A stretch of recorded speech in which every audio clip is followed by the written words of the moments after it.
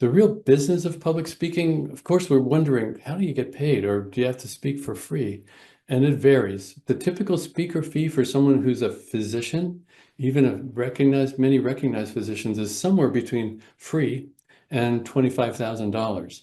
Now, there are those celebrities, those athletes, actors, and astronauts who can get paid 100K or more. But that's not the kind of thing that we're looking at. I've done plenty of speaking for free. I think the most I've earned in a speaking gig is 15,000, and commonly it's somewhere between like 7 to 8 up to 12,000 per speaking gig. But that's after years of building the reputation, really honing my craft. And there's no reason you can't get there if you've got an important message that people are interested in hearing. And we'll talk about more about how to get to that level. But you start out, speak free. Whether it's a local Rotary Club or Toastmaster or your hospital medical staff meeting, there's many different ways that you can get experience. And as you build your experience, then you get better and you can command higher rates. You want to build that personal platform with a website. It's really important if you're going to do this to have a website if you're promoting yourself.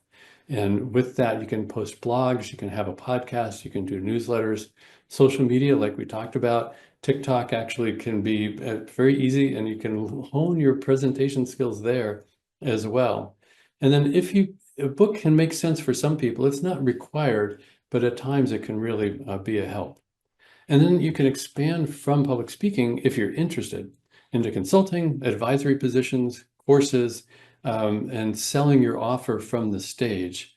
The advisory positions actually are fairly common with all the tech startups that are out there. If you've got an area of expertise, you can become an advisor to one of these tech startups. You may not get paid cash up front, but you'll get equity positions that may pay off in the long run if that company survives and does well. And then there's the specifics around speaking, like NSA, which is the National Speakers Association. They also have local chapters. And if you're interested in learning more, that's a great place to get started.